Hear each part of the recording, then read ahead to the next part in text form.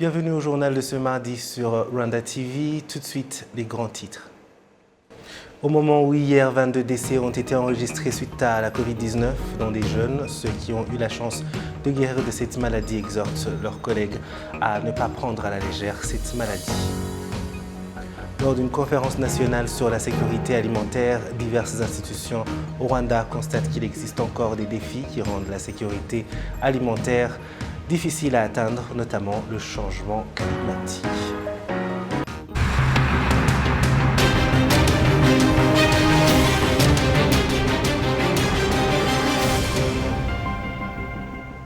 Encore une fois, bienvenue, chers téléspectateurs de la télévision rwandaise.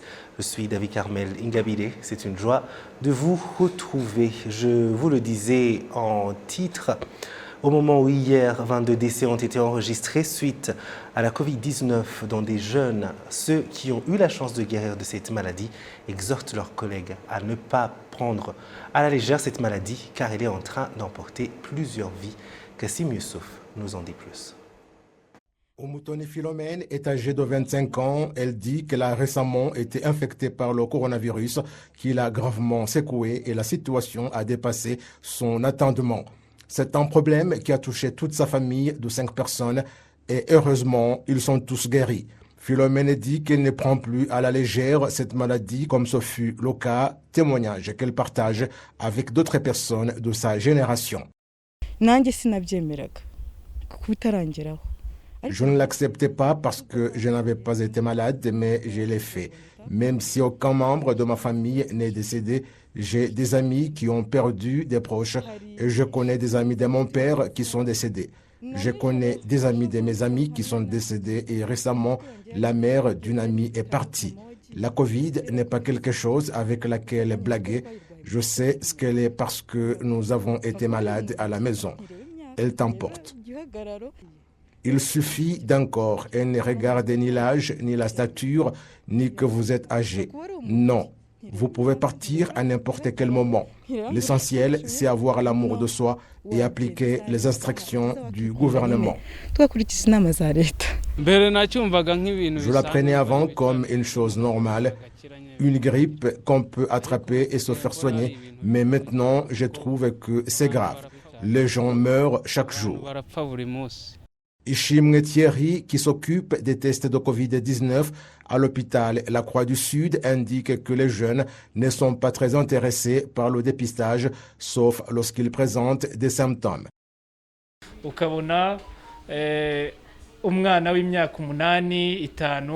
On voit des enfants de 5, 8 ou 15 ans souffrir de la Covid. C'est dans ce sens que nous avons des jeunes dont les tests sont positifs et viennent alors que la situation est critique. Ce n'est pas souvent que nous voyons des jeunes venir volontairement pour le dépistage. Les statistiques nous révèlent que les jeunes touchés sont nombreux. Ils viennent alors que la situation est critique, un jour après avoir souffert de terribles maux de tête, de froid la nuit et des douleurs articulaires et disent que c'est la grippe. Nous essayons de leur donner des conseils en leur disant qu'actuellement, il ne faut pas penser premièrement à la grippe, mais plutôt au coronavirus. Le docteur Deborah Abimana de l'hôpital du district de Nyarugenge, qui s'occupe de la prise en charge des cas critiques de Covid-19, indique quant à elle que parmi les patients en situation critique dont il s'occupe, l'on trouve également des jeunes. Au début de cette pandémie, les gens croyaient qu'elle ne concernait que les personnes âgées ou si les jeunes étaient contaminés, ils ne seraient pas en situation critique, mais les choses ne se présentent pas comme cela. Nous accueillons des gens de toutes les catégories, notamment ces jeunes qu'on trouve dans les situations critiques et parmi les décès. Je pense que nous devons sensibiliser davantage les Rwandais, surtout les jeunes, à continuer à se protéger contre cette pandémie en ce moment. Elle ne choisit et peut infecter n'importe qui. Actuellement, leur immunité n'est pas plus forte que celle des personnes âgées. Les chiffres sont presque les mêmes. C'est tout le monde et tous les âges sont concernés. Le psychologue et professeur à l'Université du Rwanda Félix Wanderembaro dit comment les jeunes de cet âge peuvent être aidés pour se protéger contre la Covid-19. Il peut être éduqué par les parents ou avec les personnes âgées qui vivent avec lui. Il peut être éduqué par les médias sociaux à travers des petites annonces dans WhatsApp, Instagram et ailleurs, qu'il y ait ces affiches qui rappellent aux jeunes que la pandémie les concerne également et leur montrer ses effets en leur présentant des jeunes qu'elle a emportés ou qui ont été malades. Cela peut aider à leur éducation et qu'ils puissent comprendre et ainsi prendre des mesures pour riposter contre la pandémie et se protéger contre elle comme le font les personnes âgées. Jusqu'au 4 juillet de cette année, la catégorie de personnes la plus touchée par la COVID-19 était entre 30 et 39 ans, suivie par celle d'entre 20 et 29 ans avec entre 10 000 et 12 000 patients chacune. Les hommes sont à hauteur de 54,9% des cas positifs. Lorsqu'il s'agit des décès suite à la COVID-19, la catégorie la plus touchée est celle des personnes âgées à partir de 40 ans et encore plus entre 60 et 69 ans. Ce lundi, 22 personnes décédées suite à la COVID-19 ont été enregistrées, dont celles de 31, 35, 37 et 39 ans. En district de Louavu, la troisième catégorie de vaccination contre la COVID-19 a commencé avec l'octroi des vaccins aux personnes les plus exposées. En premier lieu, il est prévu que près de 11 000 personnes bénéficient de ce vaccin. Amandine Dikumasavo nous fait le point. La direction de l'hôpital de Gisenyi montre qu'au cours des 3 derniers mois, près de 2400 personnes ont été infectées par la pandémie de Covid-19, dont la majorité constitue les personnes âgées qui, selon l'avis de plusieurs personnes, nécessitent une attention particulière dans la riposte au Covid-19. Lorsqu'une personne âgée est infectée, il court un grand risque de perdre sa vie. Cette catégorie de personnes manifeste une bonne prudence. Malheureusement, leurs enfants qui circulent ici et là les exposent au final. Les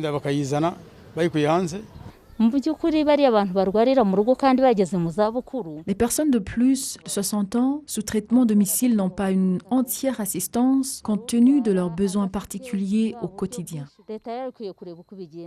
À part les mesures de prévention contre la pandémie, il y a la vaccination dont bénéficie la population, commençant par les personnes qui sont plus exposées au risque de contamination. Kanzika Venansi, âgé de 70 ans, fait partie de ceux qui ont déjà reçu le vaccin. Je me sens maintenant en sécurité. En tant que personne âgée, nous risquons de tomber gravement malades, voire même perdre notre vie. J'encourage tous mes camarades à se faire vacciner. Plusieurs catégories de personnes reçoivent le vaccin contre la Covid-19, dont les motards et les commerçants transfrontaliers. Comme motards, nous rencontrons plusieurs personnes chaque jour. C'est très important de se faire vacciner. Cela ne change pas, bien entendu, le fait que nous devrions continuer à observer les mesures préventives de la pandémie.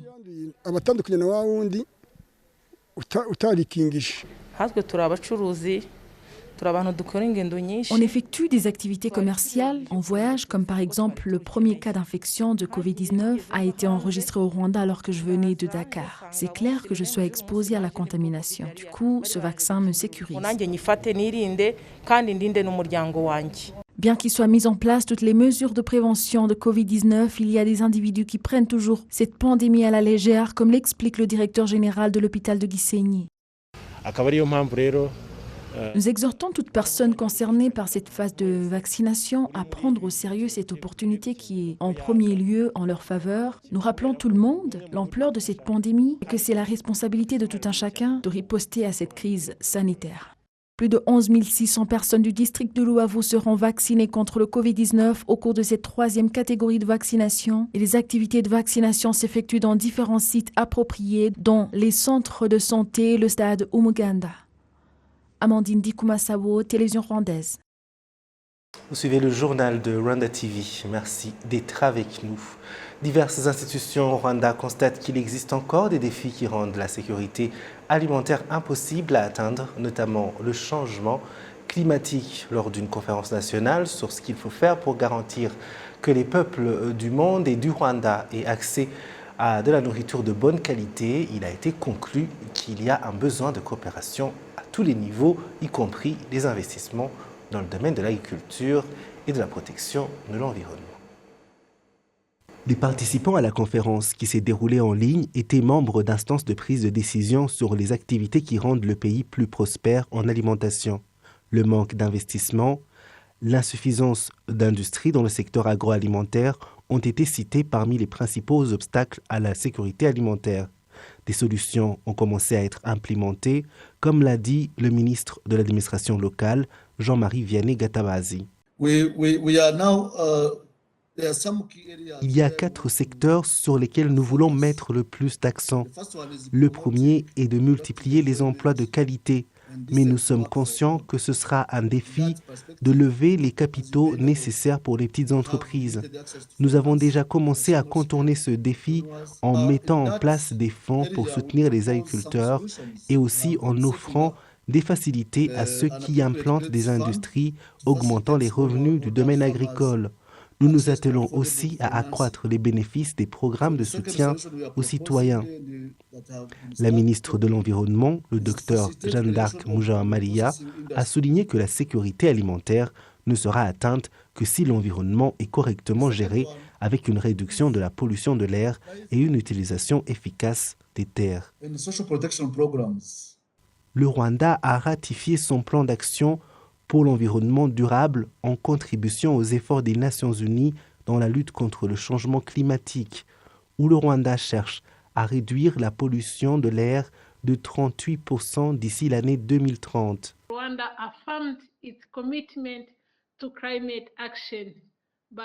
Le Rwanda a également convenu d'une meilleure utilisation des terres, où il s'efforce d'établir un système durable et un plan pour la période allant de 2020 à 2050. Jean-Claude Moussabdimana, secrétaire permanent au ministère de l'Agriculture et des Ressources animales, affirme que chacun a la responsabilité d'augmenter la productivité de ses activités afin que le pays puisse être autosuffisant en nourriture. En fait, je voudrais dire qu'au Rwanda, nous avons déjà fait des progrès importants en matière de sécurité alimentaire. Même si nous savons qu'il y a encore du chemin, car la population augmente, mais la terre n'augmente pas. C'est un engagement que tout le monde est tenu de faire. L'autosuffisance alimentaire n'est pas la responsabilité d'une seule personne. Elle doit être partagée parce que tout le monde a besoin de manger pour survivre. Foden Ndiaye, le coordinateur du Bureau des Nations Unies pour le Rwanda, affirme que la réalisation de l'objectif de sécurité alimentaire pour les peuples du monde nécessite une volonté politique et une prise de conscience de chacun sur son rôle. Nous devons garder à l'esprit que les problèmes graves nécessitent des solutions au-delà du niveau technique. Nous avons besoin de leadership, de bonne gouvernance et de volonté politique. La sécurité alimentaire devrait être la pierre angulaire de l'objectif de la 4e révolution industrielle, du point de vue de la promotion des investissements et du développement économique dans les pays, fondés sur l'agriculture, la lutte contre la pauvreté et les inégalités, et la priorité aux intérêts de la communauté, en particulier les femmes, les jeunes, les personnes handicapées, les agriculteurs, les familles et le secteur privé. La sécurité alimentaire au Rwanda concerne actuellement 81,3% de la population. Le ministère de l'administration locale estime que plus de 382 000 vaches ont été données entre 2006 et 2020 et que plus d'1 282 000 projets ont été financés dans le cadre du programme VUP. Une aide a été fournie à 757 481 familles, tandis que des travaux publics étendus ont été accordés à plus de 87 580 personnes, et tout ceci a contribué à l'amélioration du niveau de la sécurité alimentaire dans le pays.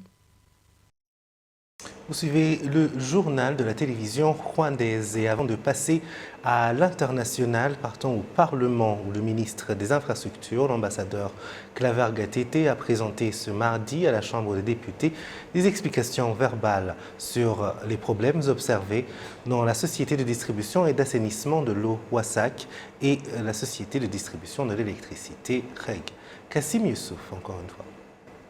La commission parlementaire de l'audit des finances et du patrimoine de l'État PAC a en effet trouvé dans le rapport 2018-2019 de l'auditeur général des finances publiques que WASAC connaît des problèmes administratifs, la mauvaise gestion des finances, la mauvaise gestion des accords et des marchés publics. La société WASAC a également fait la sourde oreille et n'a pas mis en exécution les recommandations de l'auditeur général des finances au cours des 5 dernières années et n'a pas pu enregistrer les opérations dans les livrets comptables. Le président de la commission parlementaire de l'audit des finances et du patrimoine de l'État PAC indique que la mauvaise gestion a également concerné les usines d'épuration d'eau avec comme conséquence la distribution d'eau qui ne convient pas. inganda zitunganya amazi zikora ku kigereranyo kiri hasi ugereranyije n'ubushobozi bwazo. Le fonctionnement des usines d'épuration d'eau est de faible niveau par rapport à leur capacité parce que WASAC a investi 66 259 750 $ pour élargir et réhabiliter ces usines et en construire d'autres telles que Nzove 1, Nzove 2 et Nzove 3. Et chaque usine devait produire 40 000 mètres cubes par jour, mais il a finalement été remarqué que leur fonctionnement était d'un faible niveau, entre 41 et 49% de leur capacité. La société WASAC est également concernée par le vol de matériel très cher, des équipements non utilisés alors qu'ils ont été achetés à des prix très élevés, et ceux qui sortent sans pièces justificatives. Le ministre des Infrastructures, l'ambassadeur Claver Gatete, indique qu'ils ont des experts en gestion financière qui les aident à trouver des solutions à ces problèmes, pas plus tard que décembre de cette année. Ce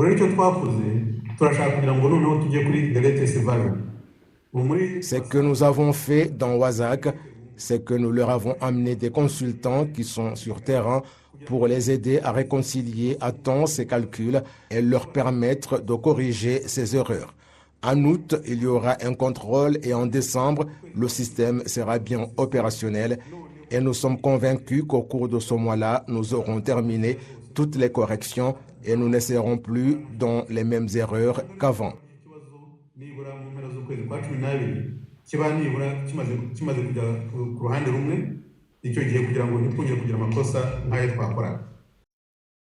Parlant de la société de distribution d'électricité REG, l'ambassadeur Claver Gatete a dit qu'ils ont trouvé des solutions à leurs problèmes en recrutant du personnel qualifié.